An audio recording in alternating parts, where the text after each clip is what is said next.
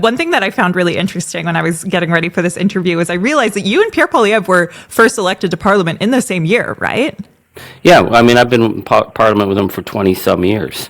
Yeah. Do you have any personal stories about him that stand out to you from over those decades? Yeah, the media always, when he became leader, they say, "No, tell us one funny story or one likable story." It's like, yeah, I don't got any. Honest, Man. I'm not being mean, but I just don't have any. I've been there with him for 20-some years. What strikes me is he's kind of like a political arsonist. He's really, really good at setting the house on fire.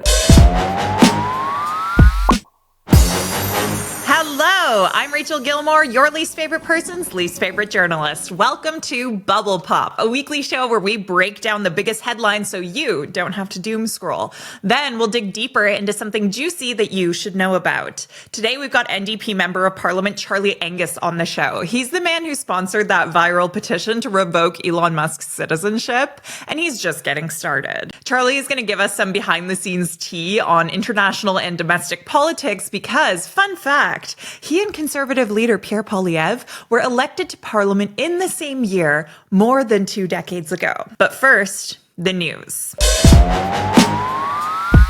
Last week, I said Trump took a blowtorch to the international rules-based order. Well, this week, he stomped on the ashes. Germany fought off its far-right party, while American conservatives spent their week throwing Nazi salutes. Jeff Bezos in the White House took a steaming dump on press freedom. Measles is back in the US and Canada, despite being previously declared eradicated in both countries. Make America healthy again, am I right? The Liberals just pulled ahead of the Conservatives in an Ipsos poll for the first time since 2021, as the leadership race heated up with 2 debates. Over in the provinces, Danielle Smith continues to be dogged by a private healthcare spending scandal. And Ontario chose its premier this week. A lot going on, and I don't want you to have to be here all day, unless, of course, you want to be, so let's hop to it. There is a wild amount of news to get through this week, so we're going to start international and work our way closer to home. This week marked the 3rd anniversary of Russia's war in Ukraine, and to mark the moment, the UN held a vote to condemn it. But the US sent shockwaves through the international community when it voted against a Ukrainian and European-backed resolution, instead siding with states like Russia, North Korea, and Belarus in voting against it. The US also introduced a resolution of its own, which did not call Russia the aggressor in the war, even though it unequivocally was. And it didn't acknowledge Ukraine's territorial integrity. It's all part of a terrifying vibe shift where Trump seems more interested in embracing Russia than in defending long-standing alliances and, frankly, the very notion that states should respect one another's territorial integrity. He's even gone so far as to engage in talks with Russia while icing out Ukraine, as we chatted about last week. And as a result of this, Ukraine scrambled to find a way to keep the US supportive of its attempts to keep Russia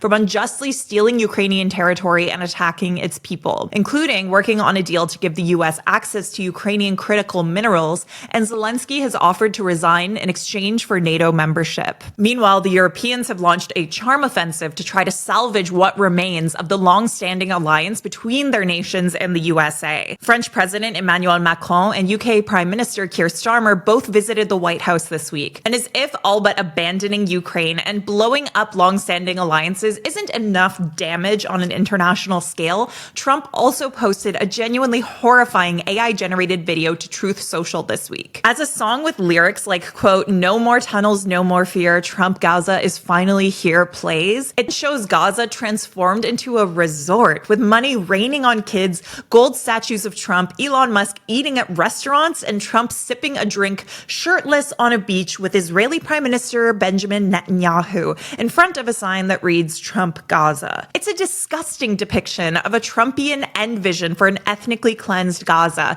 which has been facing what Amnesty International and the UN have called a genocide. It's just so deeply disturbing and devoid of conscience. Speaking of disturbing, the Tate brothers just landed in the United States after the travel ban keeping them in Romania was lifted. The 2 manosphere influencers and thumbs in human form face charges in Romania of rape, trafficking minors, and money laundering, which they deny. They also face separate, unrelated charges of rape and human trafficking in the UK. At the time that I'm filming this, it's unclear why exactly they were allowed to travel and what's next for their legal cases, but we do know 3 three things. They're avid Trump supporters. U.S. officials reportedly asked for their travel restrictions to be relaxed earlier this month, and a U.S. special envoy raised the issue of these dumbass brothers at the Munich Security Conference. Speaking of Munich, let's turn to Germany now, where there's some semi-good news depending on how you look at it. It's really a glass half full, half empty situation.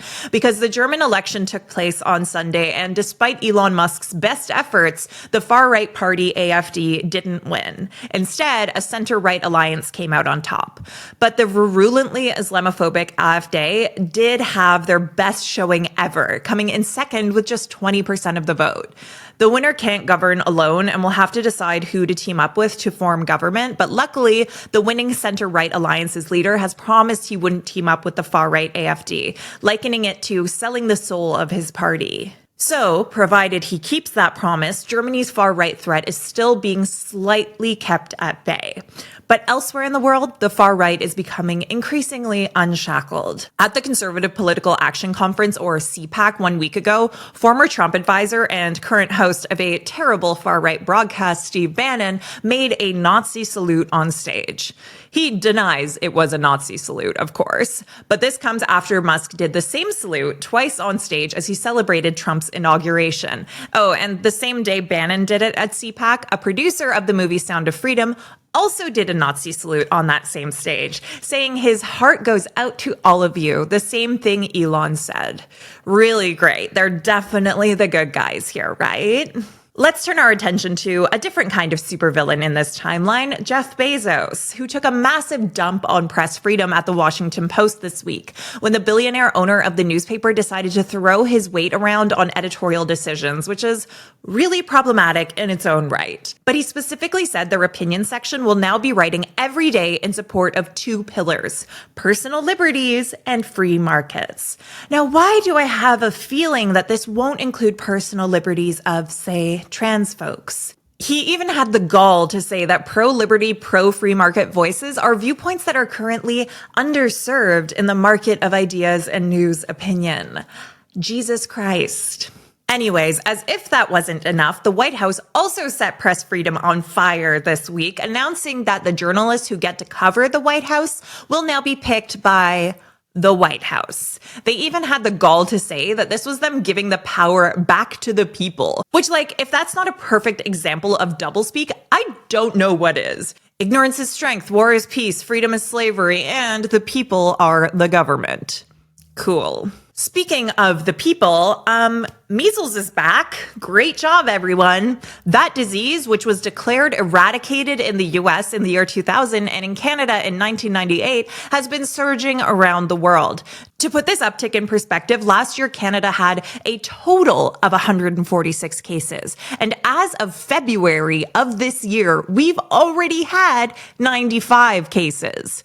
Meanwhile, the US just had its first reported measles death in a decade this week, when an unvaccinated child in Texas died of the disease. There is no cure for measles, which is why it's so important to get vaccinated. Unfortunately, despite vaccines being incredibly safe and a miracle of modern medicine, the anti-vaccine movement has been rising, and now kids are paying the price. But don't worry, the US's new top health official is weighing in to keep us all calm. Just kidding, it's RFK Jr., so of course he said the Texas outbreak is, quote, not unusual. The disease was eradicated in the US within my lifetime, Bobby, and the first child just died of the disease in a decade. This is unusual. And one last awful thing to mention from the Trump administration, the Pentagon just announced that the trans folks who have dedicated their lives to serving in the US military will be removed for no other reason than the fact that they are trans, which is disgusting, cruel, and evil. It's an act of discrimination. Trans people have always been here, and they always will be. Anyways, let's focus on domestic politics for the rest of this, because otherwise I'm not sure my blood pressure can handle it. A quick update on the big scandal in Alberta, the one where the former head of Alberta Health Services filed a wrongful dismissal lawsuit against the province, alleging she was fired after she looked into government interference in multi-million-dollar contracts. Yeah, well, documents from Alberta Health Services, which Alberta Premier Danielle Smith disputes, show the private surgical company at the center of the scandal was billing Albertans more than twice as much as the same procedure would cost them at a public hospital. For-profit healthcare is such a scourge. Anyways, the latest development here is that Alberta's infrastructure minister just resigned from cabinet over concerns he had with the government's, quote, procurement practices across all departments. Procurement just means goods and services that the government buys. So yeah, not a great look for Smith's government in the middle of an alleged corruption scandal. Meanwhile, on the federal stage, the Liberals held their leadership debates this week, and they were incredibly boring. Karina Gold gave a standout performance, but she's unlikely to win. Meanwhile, Mark Carney was fine, although his French was brutal. So brutal that he actually had a really notable flub when he accidentally said he supports Hamas, which obviously he doesn't, and he clarified later that he does not. And Freeland did well, but not well enough to upset Carney's lead.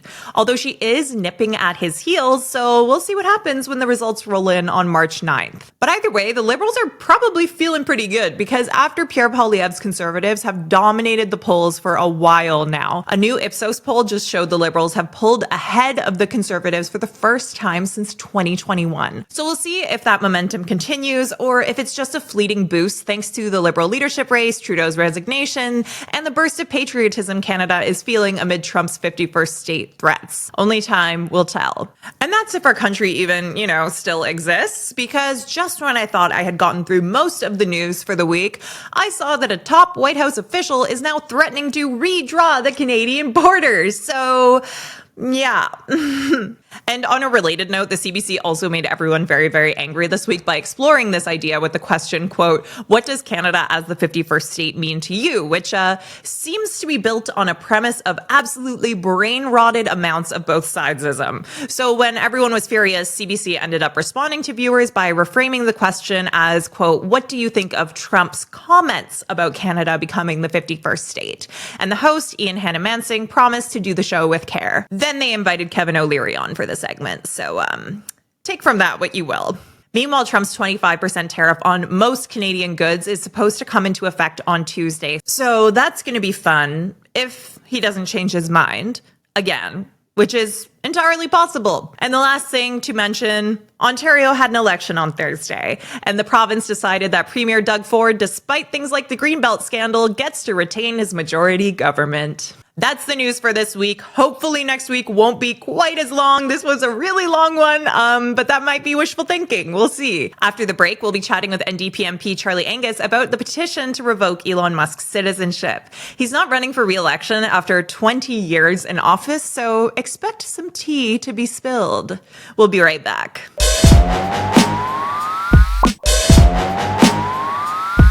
Sometimes when politicians decide they're not running for re-election, they get even more brutally honest about the issues they care about. Like when Newfoundland and Labrador Premier Andrew Furey, who was recently in Washington dealing with Trump administration officials, announced his plans this week not to run again. He basically immediately turned around and called U.S. President Donald Trump, quote, cracked. Take a listen. I mean, it's clear, right? Like, the guy's cracked. I mean, maybe I can speak more freely now, but like he wakes up one morning and says something, and water occurs. Tomorrow it's going to be on tuna. Who knows? It's just that's how erratic and confusing it is.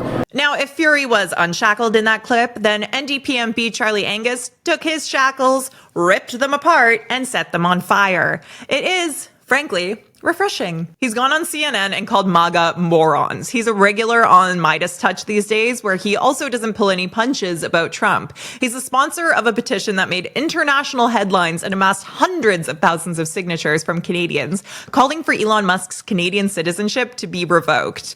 But Charlie has never been one to sit on his hands domestically either.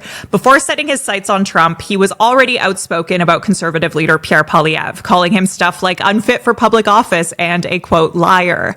That refreshing level of candor is why I am so excited to welcome NDP MP Charlie Angus on the show today. Charlie, welcome to Bubble Pop.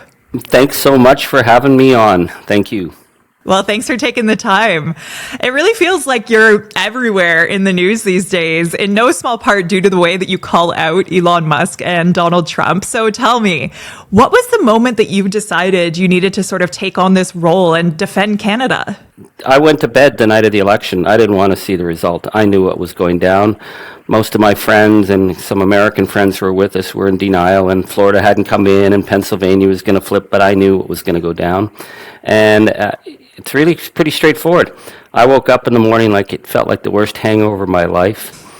And my wife, who I've been with since I've been 19 years old, was already on the phone, and she said, "You haven't said anything yet. Why haven't you spoken publicly?" And I said, "I have no idea what to say." And she says, "It doesn't matter. People need to hear a voice right now." And that was a moment that literally changed everything for me, because I knew what we were dealing with. This is not just, oh, the Democrats lost it in 2 years, it's all going to come back. This isn't an aberration. This is a fundamental threat. We are going into a new dark age if we sit back. And so at that moment, I just decided it's time to step up. It's time to be a voice. I certainly didn't think I was going to be a voice internationally, but what strikes me is that ordinary Canadians are way out front of their political leaders. Ordinary Canadians understand the threat that we're facing. I think a lot of Americans who have been watching the nightmare unfold understand, and they're looking for any voice to speak up. So here's a guy, the MP for Timmins James Bay in Northern Ontario, suddenly getting attention. I'm just calling out fascism and tyranny and saying it very clearly and explaining what we're up against and what we need to do to defend democracy and defend our values in this time of monsters. Yeah, and it is really refreshing, because I think that it almost feels like there's this normalcy bias, and it's among both media and politicians, where people want things to be normal, so they act like it is, but it really doesn't feel like it. I mean, you've been in the rooms with these people, and you were just recently in Brussels at the NATO parliamentary meetings, and a lot of people there had just been at the Munich Security Conference, where JD Vance shocked the world with that speech. Could you tell us about the energy in that room? Did it feel normal to you? It felt absolutely surreal to be at the NATO conference right after J.D. Vance tried to blow Western democracy apart. There was a big delegation of ugly Americans. There were some nice Democrats who looked shell-shocked, but the Republican, I called them the MAGA morons, were there. And everybody was tiptoeing around them. And I thought, this is BS. This is a government that says we don't have a right to exist as a nation, and we're all just going to tiptoe around. So I stood up in the very first morning session. What started it was that someone from NATO said that, I think kissing the ring to the Americans, Canada's going to have to pull its weight. And I got up and I said, pull our weight. I got family down the road lying in a field. We freed you from the Nazis. You tell us that we don't pull our weight. Canadians have suffered and died all over the world for freedom, and we're not going to be pushed around here. And then I went right at the American delegation for threatening our nation. And still, the major European countries were tiptoeing around, hoping it was all going to go back to normal. There is no normal to go back to. And what really struck me was it's staring us in the face. Donald can't make it any plainer. And we actually have to get a game plan. And that's where I believe ordinary Canadians understand it, but our political class is still hoping that, we'll be nice and, it's just Donald. It's not. This is fascist tyranny that's threatening democracy around the world. Yeah, and I've noticed that in addition to calling this out publicly, you have been pulling some parliamentary levers, maybe some of them more symbolic. And, an obvious huge example of that has been the parliamentary e-petitions. One is calling to revoke Musk's citizenship, and another is looking to refuse Trump entry to Canada until he stops threatening us. Obviously, especially with the citizenship one, it can't really legally be done. So can you tell me a bit about what the goal is with these petitions? Well, again, with the great thing about Canadian democracy is people can put a petition together about anything. Road safety, hospital wait times. Sometimes a petition gets 500 signatures, sometimes 1,000, sometimes 10,000. I agreed on the one on citizenship. I mean, a petition cannot take someone's citizenship away, but a petition can send a message. My main focus at the time was I've been really pushing Elections Canada to get serious about the X platform and its ability to interfere in our election, and I have not had a credible answer from Elections Canada, so I've been really focused on that. So I agreed to support the petition, and the next thing I don't know, we're coming in on 300,000, or we passed the 300,000 mark. We will probably be the largest petition in Canadian history. And again, it speaks to the anger in Canadians. You know, we're nice people, but we have a deep-seated hatred of fascism and extremism. I don't know, call it the Juno Beach gene. It's embedded in our DNA. So when we see someone like Elon Musk undermining the German elections, supporting the far right, saying that we're not even a real country, and doing a Nazi salute, Canadians are thinking, hell no. That guy should have nothing to do with this. And so it's sending a message to people like Doug Ford, who signed the Starlink agreement. It's sending a message to Ottawa that we do not want to have any tuck at all with this man, because he is a fundamental threat to democracy and a fundamental threat to the Canadian way of life. And this guy should never be able to pretend he's got anything Canadian in him at all. Totally. And you know, if there's anyone who understands how Canadian democracy works, you're certainly among them. You've been in politics for more than 20 years now, so you've seen some shit. I've seen it all. Yeah. Yeah. So obviously things internationally have changed very quickly, especially in recent weeks, but we've seen some shifts domestically too. So I was curious about what your takeaways have been and what your impression has been about how politics have changed over the last 2 decades. We've seen a real, certainly you pointed out that I've been outspoken on Pierre Poilievre. Yeah. I do not believe this man is fit for public office. I think the dumbing down and the viciousness and the hate politics that have been generated, the death threats, the intimidation, the pitchfork politics that moves from online platforms to real life threats against people that has made good people decide not to run. But I think the real threat that's posed by Poilievre is reducing the complexities of the world we're living into these dumbass slogans. We are facing really, really profound challenges environmentally, economically, and now geopolitically. And having some jerk throw out these slogans that his MPs mindlessly chant, to me, is a threat to democracy. The fact that our parliament wasn't able to work for some months because they shut everything down to prove that they, in their ideas, that Canada's broken. This is the MAGA playbook. And I'm as partisan as it gets. You talk to anybody who's been on the wrong side of me on an issue on government accountability, they'll say I don't always play nice. I don't go to play nice. I don't go to sit and be nice. It's not some club I joined.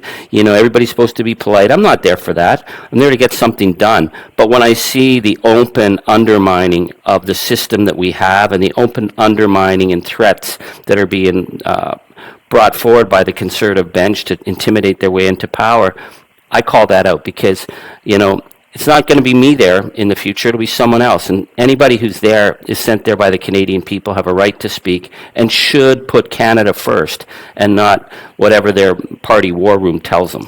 Yeah, honestly, it was something that even I noticed in my 7 years in the Parliamentary Press Gallery. When I first started out, it felt like there was at least more room for the Conservatives weren't quite as slogany. There was more diversity of thought within their caucus, and they've really kind of all cemented around, you know, these talking points and these, it feels very gimmicky. And yeah, I guess I'm curious, like, do you feel as though the Conservatives under Poilievre are ideologically still what the Conservative Party initially seemed to represent? Well, I mean, I've worked with many great Conservatives over the years. You know, when we did our investigation into Facebook and Cambridge Analytica and the undermining of people's privacy and potential electoral interference in 2019, you know, I worked with Peter Kent, a Conservative. Peter and I probably didn't agree on a lot of things, but we worked across party lines because we understood the threat to Canada was greater than our partisan nature. What worries me with the Conservative Party is that those who are thoughtful sit on the back bench. Those who are willing to push conspiracy and nutter hate politics sit on the front bench. That's not a healthy sign. But I think I've always felt that when push comes to shove, it would start to fall apart for Mr. Poilievre because he's fundamentally an unlikable person. He hasn't grown, he hasn't matured, he's shown no leadership other than being a very, very vicious and thin-skinned dude. And I don't think that's Canada. So I've been sort of anticipating the drop in numbers for some time. I think the numbers are going to drop further before the election. Yeah, I think a lot of people were surprised to have been following Poilievre for a while by the attempted rebrand of him as like this cool dude, when that certainly wasn't his reputation on the Hill anyways. No, and you know, again, like Aaron O'Toole, like I had lunch with him the other day. Like, yeah, Aaron, to me, we don't agree on much, but he works with veterans. I was asked to go to a luncheon because he helps veterans, and I thought, here's a man who serves his country. He deserves the respect of serving his country, and he's only been shown absolute disrespect from his own party for trying to raise the tone of politics, which is, you know, again, like I don't mind going into the corners and dropping gloves and going over the boards and all the hockey metaphors, but there has to be a respect for the notion of democracy and the notion of ideas, and the difference between truth and falsehood has to be a fundamental.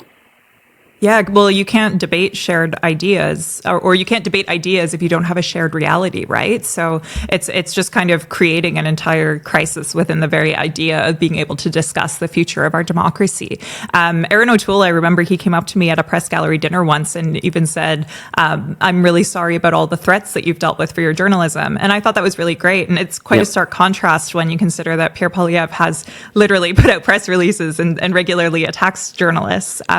So it's a real shift. And one thing that I found really interesting when I was getting ready for this interview is I realized that you and Pierre Poilievre were first elected to Parliament in the same year, right?